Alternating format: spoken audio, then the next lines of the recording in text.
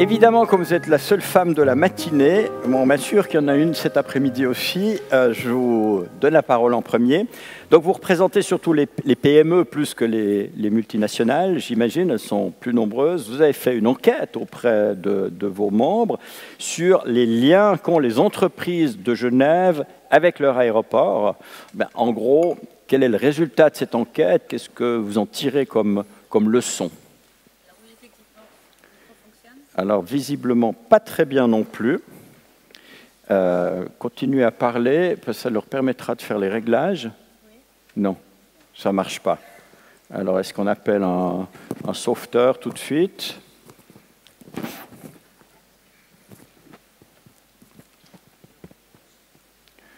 Voilà. On m'a déconnecté. Voilà, cette fois vous êtes connecté. Bon. Alors, les résultats de l'enquête. Alors, juste avant de parler des résultats de l'enquête, vous avez dit que j'étais une spécialiste de la question des transports. Et je pense que c'est un peu intéressant de remarquer qu'en matière, on a beaucoup parlé d'aéroport en tant qu'infrastructure, peut-être moins qu'en tant qu'infrastructure de transport. Il y a le transport routier, le transport aérien et le transport terrestre. À Genève, on se trouve défavorisé depuis des années en matière de transport routier et de transport ferroviaire parce que la Suisse a mis l'accent sur l'axe nord-sud. Nous, on se trouve sur l'axe est-ouest, l'axe qui se développe maintenant avec toute la métropole lémanique. Et dans ce contexte-là, je pense que c'est très important d'avoir une infrastructure à Genève dont on maîtrise le développement. Et le développement, il est important, pas parce que, de manière tout à fait abstraite, on a besoin de faire de l'argent, on a besoin d'échanger. Les échanges, il n'y a pas de croissance, il n'y a pas de développement économique s'il n'y a pas d'échange. Et donc, les échanges, c'est des échanges qui sont culturels, sociaux, c'est le lien aussi économique. Et nous, à la Chambre de commerce, justement, on a donc 2500 entreprises membres, pas uniquement des PME, mais beaucoup de PME. Et nous avons fait, dans le cadre de notre enquête conjoncturelle au printemps, nous avons posé des questions à nos membres et on leur a demandé si la présence à Genève d'un aéroport international était utile. Donc sur les entrepreneurs qui ont répondu à notre sondage, eh bien 2/3 ont dit effectivement que l'aéroport était utile. Les 33% qui ont répondu que l'aéroport n'était pas spécialement utile, c'était plutôt la viticulture, le bâtiment par exemple. Et on l'a bien entendu aux personnes qui étaient là tout à l'heure, en fait, les branches pour lesquelles l'aéroport est le plus important, eh bien, c'est le secteur bancaire. On a eu plus de 80% de réponses dans ce sens-là. L'horlogerie, on n'en a pas beaucoup parlé aujourd'hui, 88%. Le négoce international aussi, 90%. Et l'industrie. Bon, c'est un peu une évidence aussi hein, que 60% des entreprises disent que l'aéroport est utile. Vous avez été surpris par les chiffres ou vous pensiez même qu'il serait plus important ? On n'avait pas d'a priori. On sait que l'aéroport les transports aériens sont des moyens qui sont importants pour Genève. On le voit par la structure de notre économie. On a beaucoup de relations avec l'Asie, on a beaucoup de relations avec les États-Unis aussi. L'industrie est très exportatrice, donc forcément, les transports aériens sont importants pour nous. Alors, Gavi Comtesse. Il y a une chose qui est bizarre. Vous avez remarqué, on parle toujours de l'aéroport international. Mais de Dieu, heureusement, vous vous rendez compte, si on avait des vols pour Payerne, Berne et Lugano seulement, on peut ôter ce mot international, patron. C'est ridicule. Hein. Bon, les Genevois aiment bien quand c'est grand. Alors, aéroport international. Oui, alors j'ai une proposition, on pourrait l'appeler Easy Coin Train. Bon, alors pourquoi je dis ça? C'est qu'en fait, grâce à EasyJet, moi j'adore EasyJet parce que, je ne sais pas si vous avez remarqué, c'est les seuls qui sont à l'heure et qui partent toujours en avance. Et pour arriver, c'est génial. Point à point, génial. Bon marché, super génial. Et tout l'aéroport ne lui rend pas tellement grâce, je trouve. C'est grâce à EasyJet qu'on en est là, et tant mieux. Et je suis très content qu'aussi, ils viennent avec des nouveaux avions. Moi, c'est Air Mauritianus qui me fait chier. Bruyant, châle, tout ça. Châle. Donc, l'aéroport devrait réfléchir à des trucs comme ça. International, vous pouvez laisser tomber. On va économiser du papier. Regardez quel type d'avion vient.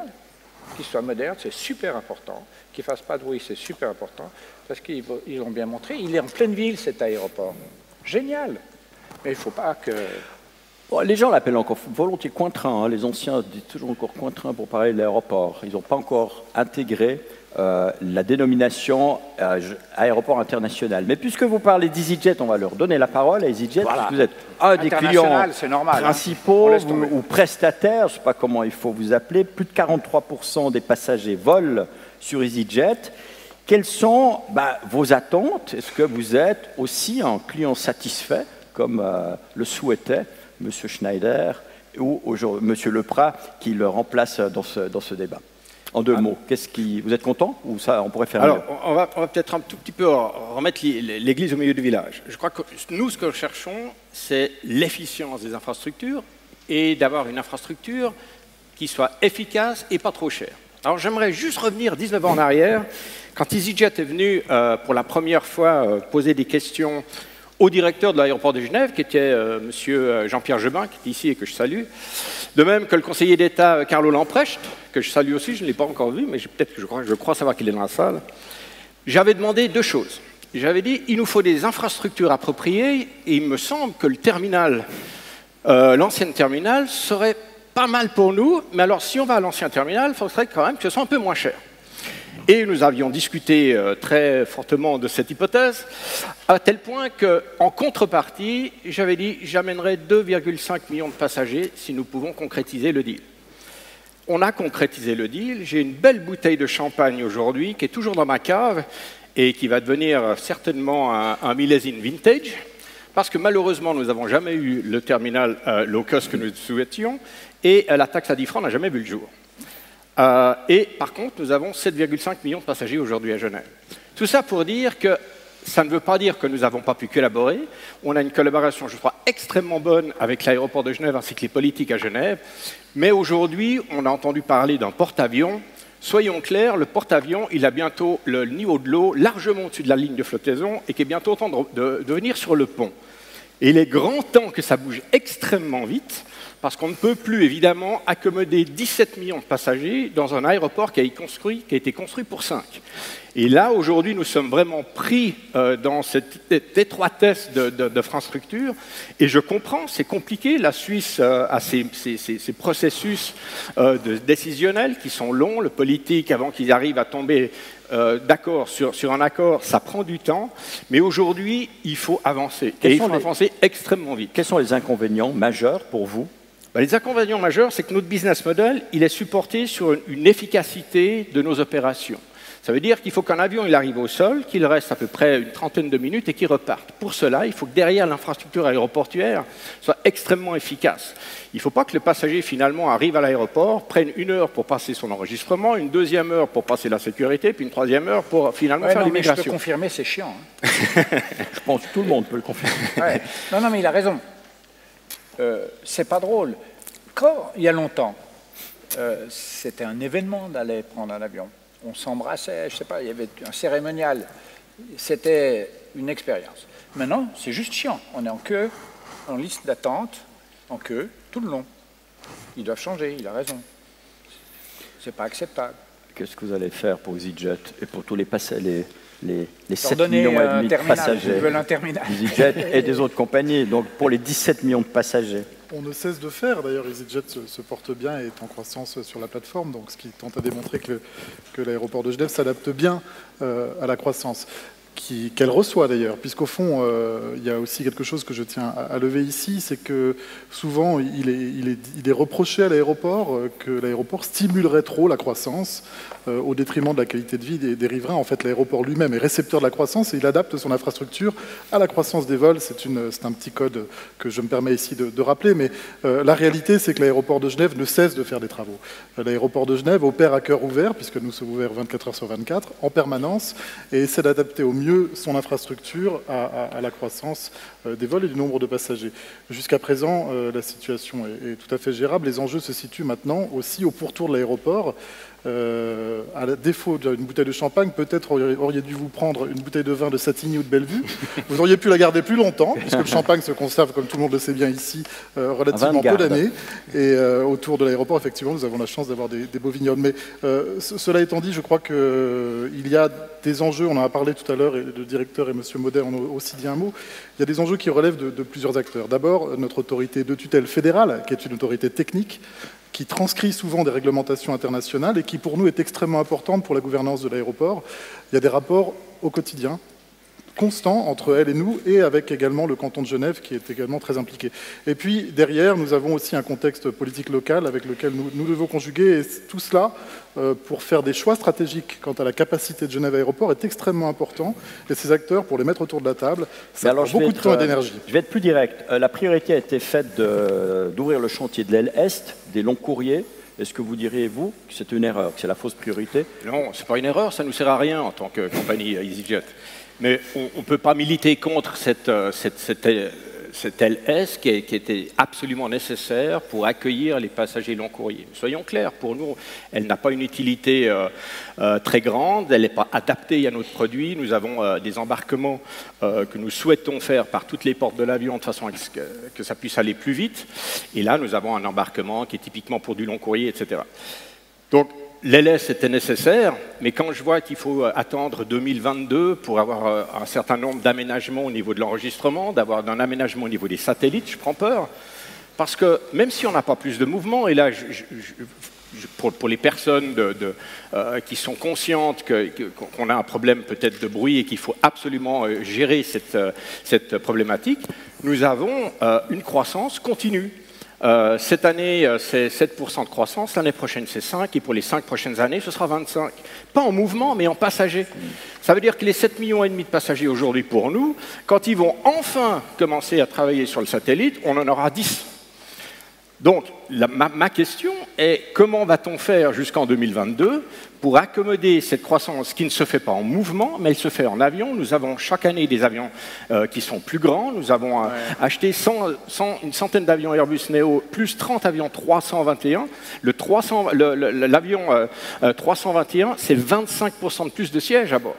Nous allons pouvoir les mettre en service sur Genève. C'est des avions qui sont écologiquement largement au top de leur catégorie. Mais comment va-t-on faire pour gérer ces passagers au sol? Eh bien, la question est posée à M. Juste Leprat. une petite précision, l'aile Est, c'est 6 avions gros porteurs sur 500 mètres de longueur, donc c'est autant d'avions gros porteurs qui ne seront pas parqués sur le tarmac ailleurs. Donc ils libéreront quand même pas mal de place sur évidemment la partie commerciale du tarmac. Après, il y a des possibilités d'efficience avec l'aviation générale sur des possibilités de parquage au nord de l'aéroport. C'est quelque chose qui est en processus de réflexion permanent à l'aéroport et qui se pratique. Mais effectivement, nous avons un problème. On l'a dit et redit depuis ce matin. L'espace est exigu et nous le gérons. Non, mais en l'état, excusez-moi, juste en l'état, ça pourrait freiner le développement de EasyJet. Et après, je vous passe la parole. Bon, freiner, ça nous donne des contraintes qui sont déplaisantes pour nos passagers. Alors après, finalement, nous pouvons faire de la croissance parce que les passagers volent avec nous. Nous ne voulons pas simplement mettre des avions en plus ou mettre des vols en plus. C'est si nous avons ce succès parce que vous tous volez avec nous. Or, à partir du moment où vous avez une expérience qui n'est pas extrêmement bonne à l'aéroport de Genève, forcément, vous serez moins enclin à voyager. Et comme exemple, je citerai un développement qui est très fort chez nous en ce moment, qui est toutes les routes sur la France, qui marchent extrêmement fort. Eh bien, le secteur France, aujourd'hui, est tellement exigu qu'on en est en train de mettre des slots et de ne plus pouvoir faire ce développement-là. Et automatiquement, c'est des destinations, des vols que nous ne pourrons plus mettre au service de nos passagers. Bon, situation serrée, hein, quand même, tendue. Ouais. Xavier Non, Comtesse. mais moi, je pense ici pour les passagers, parce que là, tout le monde réfléchit dans son côté. Mais un peu au service des passagers, quand même. Non, mais je veux dire, les passagers, voyager, c'est quand même un grand moment. On prépare ça depuis longtemps, c'est un événement, etc., etc. Et après, on nous met dans des queues, et puis voilà. Alors, vous pouvez regarder le dessin passager, juste je pense qu'il y a vous. 2 choses essentielles. Moi, je suis rabat-joie. Non, 2 choses essentielles. La première, c'est un événement qui doit être festif. Regardez, par exemple, à l'arrivée, je ne sais pas si vous avez déjà vu, vous allez accueillir quelqu'un qui arrive. Mais attends, normalement, c'est les embrassades, c'est la gare de Lyon, c'est un moment mythique, j'embrasse mes amis, ma femme, mes enfants, etc. Là, on est comme dans une zone merdique. C'est merdique. Et c'est merdique à peu près tout le long du parcours, et pour partir et pour rentrer. Essayez de comprendre que c'est une fête pour les passagers que de voler. Ce n'est pas un devoir, ce n'est pas une nécessité, ce n'est pas un besoin, c'est une fête. Et là, je pense que l'aéroport peut repenser ça. Et par exemple, je me souviens, et même maintenant c'est impossible, mais ils ont dit qu'en 2022, on aura de nouveau le moyen d'aller voir les avions. Aller voir les avions. Mais vous voyez ce que je veux dire? Pensez à la fête. Alors, Madame Hardin, et puis ensuite Monsieur Leprat, Alors, c'est bien pour que ce soit plus festif. Festif, ça Ou ça l'est n'intéresse assez pas trop pour les entreprises. Mais parce oui, qu'en fait, bien sûr, on est dans un monde de ou les l'événement. retraités, Elle est méchante, hein? Vous avez vu, j'ai plus le droit de rien dire. Je suis en retraite. Pour les EasyJet, par exemple, ou bien Suisse, qui a aussi des vols low cost, ces compagnies sont très utilisées aussi par les personnes qui partent pour des réunions, hein, pas forcément des réunions qui durent 3 semaines, qui vont très loin. Donc, c'est important pour ces personnes de pouvoir voyager rapidement et effectivement pas trop devoir attendre. Pour revenir juste sur l'aile Est, les longs courriers, c'est très important pour l'économie genevoise, puisqu'il y a pas beaucoup d'exportations qui se font vers les États-Unis et l'Asie. Mais c'est indispensable d'essayer de ménager la chèvre et le chou, parce qu'il est clair qu'on ne peut pas développer à tout va. Et de toute manière, ce qui n'est pas attendu, les entreprises, elles, n'attendent pas que l'aéroport se développe. Ce n'est pas une fin en soi. C'est que la desserte aérienne se développe en fonction des besoins. Mais on ne met pas en question l'aile Est, mais ça se fait un peu au détriment peut-être d'autres besoins. Non, c'est ce que vous... Tout à fait, oui, c'est un petit peu mettre des priorités. Et les priorités aujourd'hui, je pense que l'aéroport a été dépassé par la croissance qu'il a vécue ces dernières années. Nous avions prédit depuis 1999 5% par année, on les a tenus, quelquefois même plus que ça. Et je pense que derrière ça, il n'y a pas eu la prise de conscience nécessaire qu'à un moment donné, quand vous saturez et que l'eau déborde, c'est beaucoup trop tard. Et qu'il va falloir un tel effort pour revenir et remettre en place, parce que considérons qu'un aéroport ne s'arrête jamais, donc quand vous le modifiez, quand vous le réparez, quand vous faites des modifications, vous en fermez des parties. Donc quand vous êtes déjà surchargé et que vous faites des travaux et des chantiers à l'intérieur, c'est extrêmement compliqué. Il est un peu dramatique là, parce que quand je vais à Cloton, c'est quand même plus chiant encore que... Restons un petit peu raisonnables. Mais contrairement à ce qui a été dit là avant, je pense que même le business, c'est quelque chose de chaleureux. Arrêtons d'analyser tout ça simplement sur des chiffres un peu froids, comme André Schneider a montré avant. Ce n'est pas une quantité, ce n'est pas un nombre de passagers, etc. C'est une expérience de vie. Tout le monde cherche ça. Donc offrez à cette région de la qualité. Et la qualité, c'est une expérience aujourd'hui. Et pas toujours penser en quantité, quantité, quantité. Alors, on va voir s'il y a d'autres agents provocateurs dans la salle.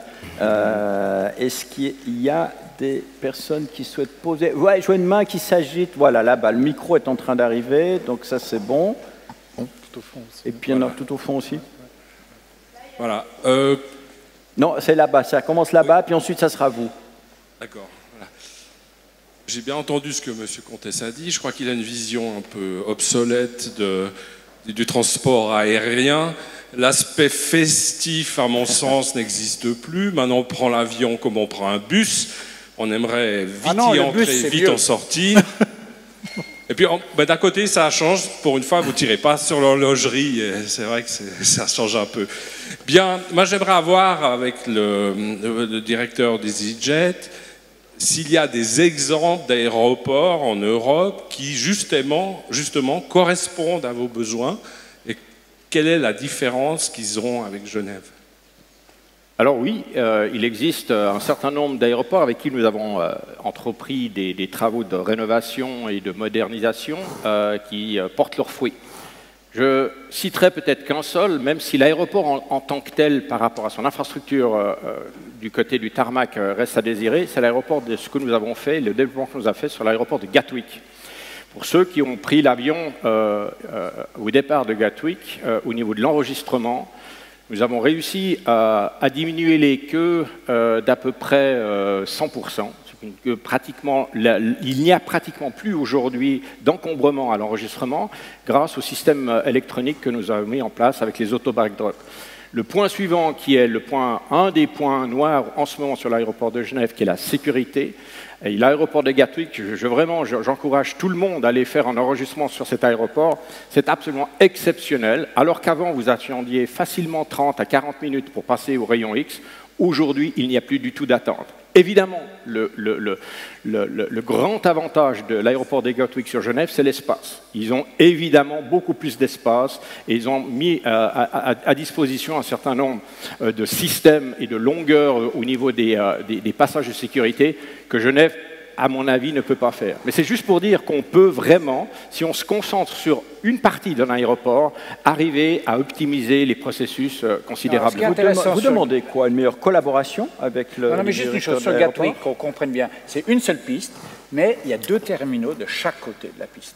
Ici, il nous faudrait un terminal du côté Mérin, si on veut faire ce qu'il dit. Ça, c'est tout aligné d'un seul côté. C'est faisable. Et ça, c'est un des problèmes pour Genève.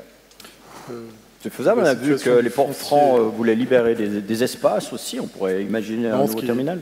La question qui est pendante et depuis plus de 30 ans, c'est l'aménagement de l'aire nord de l'aéroport. Ça, c'est une question qui relève de la compétence avant tout des autorités françaises. Et elles sont d'ailleurs en train de réfléchir à cette question dans le cadre de la communauté de communes du Pays de Gex, qui est en train d'évaluer une faisabilité pour un terminal supplémentaire du côté de l'aire nord, mais on en est au balbutiement d'un projet éventuel. Mais est-ce que j'interprète mal les choses? Vous ne souhaitez pas une meilleure collaboration, une meilleure implication dans les décisions prises par la direction de l'aéroport? C'est ça que vous demandez? Je pense que nous avons une très bonne collaboration. C'est vrai qu'aujourd'hui, c'est un moment crucial. Peut-être que par le passé, très honnêtement, certaines choses ont été faites sans forcément demander l'avis des différents opérateurs. Il ne faut pas seulement demander l'avis à EasyJet. On est important, mais il faut demander à l'ensemble des opérateurs. Il faut qu'on tombe sur des processus communs. Et certainement, au niveau de l'enregistrement, on ne peut pas aujourd'hui avoir des zones dédiées où vous avez un avion qui a 4, 5, 6, 7 guichets d'enregistrement pour 100 passagers, alors que nous, on va en avoir des milliers pour beaucoup moins.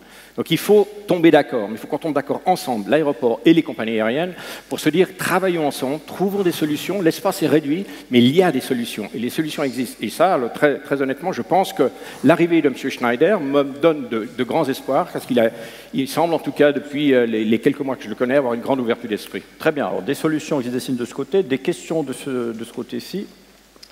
Je vais rejoindre M. Xavier Comtesse, et la question sera pour le responsable de EasyJet.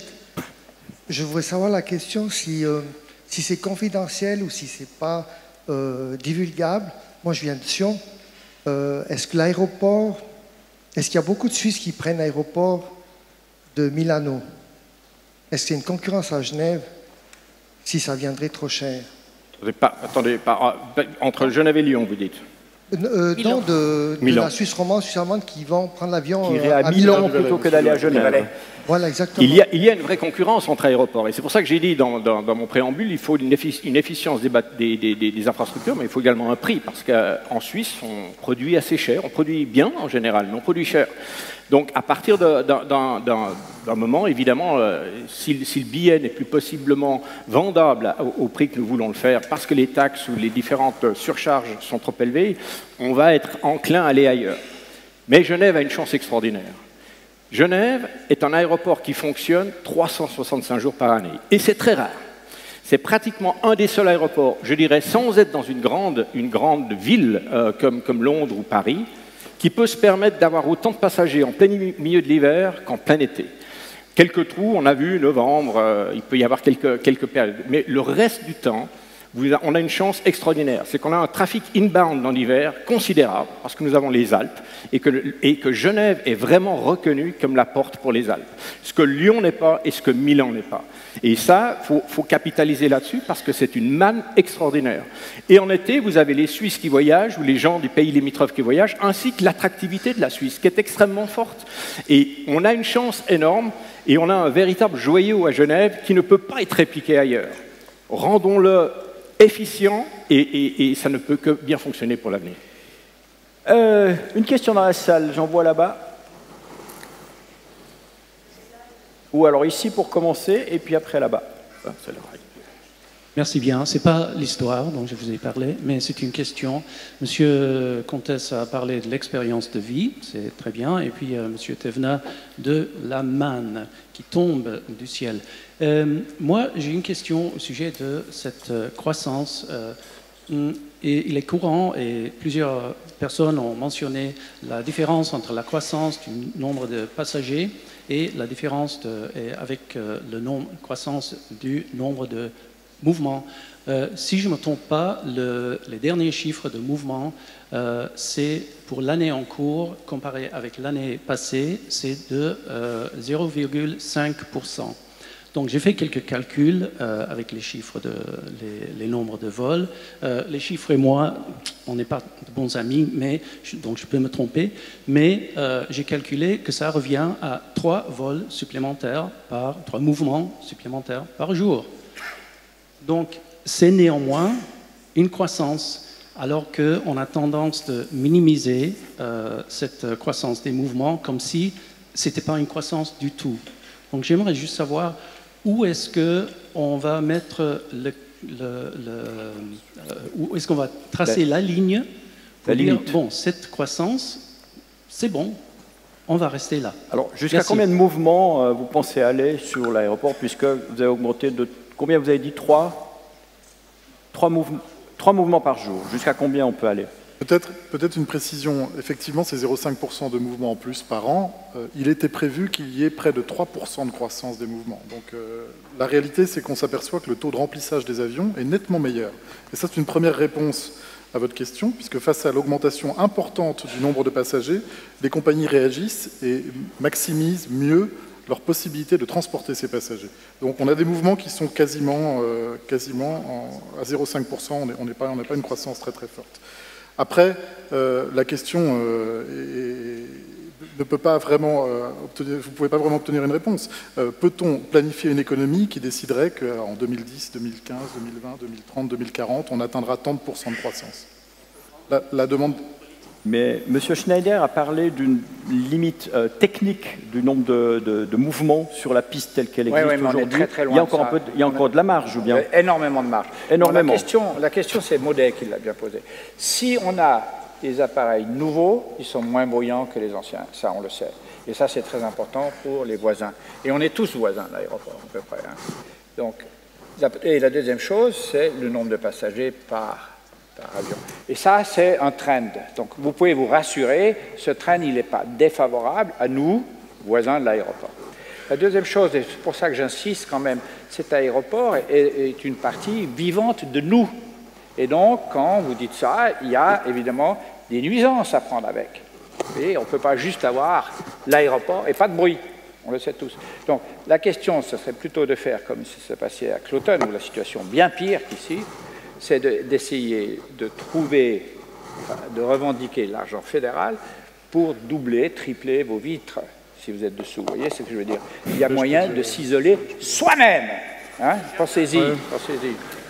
Non, mais alors, à ce sujet, quelque chose qui n'a pas été d'ailleurs dit aujourd'hui, l'aéroport de Genève a consacré près de 51 millions à l'insonorisation des bâtiments au pourtour de l'aéroport et envisage d'investir 93 millions à horizon 2030. Voilà, c'est ce qu'il faut faire aussi. Quand on disait que ça faisait marcher le commerce local, on n'avait pas tort. Madame Hardin, justement, le commerce local, la Chambre du commerce, vous vouliez intervenir? Oui, c'était au sujet des nuisances pour les riverains de l'aéroport qui sont aussi...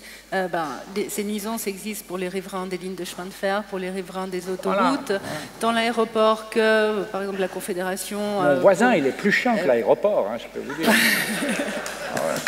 Vous n'avez pas dit ma voisine. Ouais, aujourd'hui, ma voisine, j'aurais dû dire. Ouais. Et donc, effectivement, mais ça pose c'est de la question de la croissance, je crois que M. Maudet en parlait, mais à partir du moment où on décide, est-ce que c'est pas ce qu'on veut en Suisse jusqu'à présent, de poser des bornes et des limites à la croissance, on essaye de maîtriser les aspects négatifs de la croissance, mais dès qu'on veut agir sur la croissance et qu'elle commence à décliner, à ce moment-là, les effets négatifs seront certainement bien plus graves que trouver l'équilibre entre croissance et nuisance. Alors, il y a deux questions. Une de ce côté-là et après une là-bas. Oui, bonjour. Donc, pour ma part, ce serait 2 suggestions. En fait, vous êtes où? Je suis là. Ah oui, d'accord. C'est plutôt une expérience passager, en fait, où au niveau de l'infrastructure, ce serait peut-être une amélioration, je ne sais pas. Mais quand vous passez en fait la sécurité, vous arrivez dans une zone en fait d'attente avant d'embarquer. D'accord ? Puis après, il y a de nouveau en fait une queue assez longue pour entrer dans l'avion en fait. Et l'idée, ce serait peut-être déjà ranger les gens par îlot, parce qu'on aurait le temps, par îlot de 10-15 personnes, et après on les fait rentrer dans l'ordre. Ça. Ok, pour fluidifier fluidifier l'entrée dans l'avion. Et poser directement votre deuxième... Il n'y a pas de question, et la deuxième, c'est de mettre des fontaines à eau dans l'aéroport. Voilà. Alors, non, mais rendre la vie vivante. Vous avez raison, moi je suis d'accord. C'est pas encore très festif, les fontaines à eau, mais c'est léger, ça va dans la bonne direction. Moi, je verrais des manèges pour les enfants, je verrais des coins pour s'embrasser, etc. Voilà. Alors, Monsieur Le Prat, sur la convivialité, juste, j'invite peut-être la photographe qui est là à m'accompagner un jour à l'aéroport. Non, pas maintenant. Mais il se trouve que la photo volée de Douaneau, à mon avis, vous pourriez en faire beaucoup pour répondre à votre remarque de tout à l'heure. C'était pas à la gare de Lyon, c'était à la place de la Concorde, d'ailleurs, la photo volée. Mais je suis sûr que vous en verriez beaucoup. Je prends note au sujet des fontaines, il en existe d'ailleurs. Je vous rappelle également que la partie airside, puisque c'est la partie côté embarquement dont vous parlez, est dotée de beaucoup de points de restauration et beaucoup de sanitaires aussi, dans lesquels il est aussi possible de se désaltérer et de se rafraîchir. Alors, en ce qui concerne votre remarque sur la fluidité, sachez qu'il existe des métiers très particuliers à l'aéroport de Genève qui ne travaillent que sur ça. Les questions de fluidité, c'est une véritable obsession. Au fond, un aéroport, c'est la gestion de la fluidité des passagers, des bagages et des aéronefs. Donc il y a des équipes dédiées qui font tout leur possible pour essayer d'améliorer ces problématiques. Je ne peux pas répondre, parce que c'est très technique, je ne peux pas répondre maintenant. Des ingénieurs qui font ça. Ah oui, tout à fait. Oui. Ce sont des personnes qui sont spécialisées dans les aéroports sur ces domaines-là. Et les compagnies aussi, je dois le dire, réagissent en proposant des offres particulières avec des embarquements plus rapides. Vous le faites notamment. Et l'aéroport aussi a la possibilité, vous le savez sans doute, si vous ne le savez pas, j'en profite pour faire la publicité. Sur le site internet de l'aéroport, vous pouvez choisir ce qu'on appelle la priority lane. Vous pouvez passer les contrôles de sécurité plus rapidement, moyennant la somme de 8 francs. Ce qui vous permet de passer plus vite. Il ne faut pas voyager business? Non, c'est accessible à tous. C'est un service qui est vendu sur le site de l'aéroport de Genève et qui permet, lorsque vous savez que vous allez embarquer à des période délicates, vous pouvez c'est bien. Tout à fait emprunter cette ligne. Non, le moment le plus chiant, c'est quand même quand il y a tous ces touristes l'hiver et que l'aéroport est complètement archibondé. C'est difficile d'atteindre la priority lane. Effectivement, il y a des moments... Vous avez des moments de pointe qui sont vraiment pénibles. Le terminal est tellement densément occupé qu'on n'atteint même pas la priority lane. Il n'y a plus de priorité du tout. Bon, vous êtes assez d'accord? Une question de ce côté. Oui, merci. J'ai une question pour Jean-Marc Thévenin. C'est vrai que les compagnies à bas coût ont révolutionné le transport aérien ces 20 dernières années, notamment dans le court courrier. On a vu dans le monde entier d'ailleurs, et on a vu dans l'aéroport souhaite des vols, et d'ailleurs tout le monde souhaite des vols long courrier supplémentaires sur Genève. Or, il y a une compagnie à bas coût qui commence à lancer des vols long courrier aussi, c'est Norwegian. Qu'en est-il du côté de EasyJet et d'une réflexion dans ce domaine-là? Oui, un Genève-New York à 25 balles. Par exemple. Alors, je crois que EasyJet a pris le parti aujourd'hui, et là je parle pour les 5 prochaines années, parce que c'est plus loin que ça, c'est un peu la boule de cristal, c'est un peu difficile à voir, de se concentrer sur notre réseau européen, car nous avons encore énormément de choses à faire, sans nous lancer dans une nouvelle aventure qui est complètement, qui a un paradigme complet. Le vol long courrier, par définition, est un vol qui ne s'organise pas du tout de la même façon qu'un vol court courrier. À partir du moment où la plupart des compagnies d'ailleurs qui ont fait ces tentatives de vol long courrier à bas coût, ils sont revenus pour la plupart, et il y a un vrai business model qui est différent en termes de coûts internes. D'abord, il faut changer les avions, ensuite, il faut qualifier les pilotes, ensuite, vous mettez vos pilotes dans les 4 étoiles parce qu'ils ne veulent pas moins que ça. Il y a un certain nombre de choses qui font que tout d'un coup, vous avez un tiers de vos équipages qui ne sont plus à la maison et qui coûtent très cher. Et aujourd'hui, quand vous prenez un vol long courrier, que ce soit avec Suisse ou autre, vous allez voir, les prix se rapprochent excessivement du vol low cost. Quand vous prenez, j'ai pris dernièrement un vol de Emirates de Milan à New York pour 180 €. On est réellement dans la catégorie, c'est moins cher que le 29 francs que nous offrons pour Nice. Donc on est vraiment déjà dans ce monde-là. La question après, c'est que pour alimenter des vols long courrier, il vous faut un hub. C'est ce que toutes les compagnies traditionnelles ont fait. C'est-à-dire qu'elles alimentent leurs avions pour qu'ils soient bien remplis par un certain nombre de courts courriers qui viennent sur ces avions-là. Et ce n'est pas notre concept. Le concept de point à point n'est pas du tout le concept que nous avons, sur lequel nous pouvons développer le long courrier. Mais si on revient sur cette préoccupation de pas un développement hasardeux et juste exponentiel, on n'a pas intérêt à avoir ces longs courriers. Je ne vois pas d'intérêt particulier. Et même d'un point de vue commerçant, industriel, etc., on passe très bien par les hubs. Ça ne va pas diminuer notre commerce, ça ne va pas diminuer notre capacité économique. Donc, faisons gaffe. Moi, je trouve que la solution de point à point qu'on a aujourd'hui, et même on a dit point à point Genève-New York ou Genève-Montréal, c'est très bien. Ne changeons pas, ne devenons jamais un hub. Si on a un conseil à donner à André Schneider, on devrait lui interdire de devenir hub. Si Xavier Comtesse trouve que c'est très bien, on peut passer à la question suivante. Il y en a encore deux là-bas. Oui, juste si vous permettez. Par contre, la plupart des compagnies traditionnelles en Europe perdent de l'argent sur le court courrier. Parce que forcément, elles essaient de faire une grosse compétition sur le long courrier. Donc là, il y a peut-être une carte à jouer de partenariat et de trouver comment nous pouvons alimenter ces compagnies qui ne sont plus capables de faire de l'argent sur le court courrier. Par contre, les modèles étant différents, on n'a pas encore trouvé aujourd'hui conceptuellement comment faire. Ne serait-ce que pour avoir des business class, des first class dans nos avions, c'est pas pour ça. Et les bagages en transit, nous ne faisons pas. Mais je ne suis pas sûr si dans 3 ou 4 ans, nous n'aurons pas la possibilité d'avoir des partenariats smart dans ce domaine. Deux questions rapidement parce qu'ensuite il va falloir libérer la salle. Alors, il y en avait une là et une par là. Bonjour à vous tous. Une question pour M. Thévenin. Pourquoi vous ne faites pas de cargo ?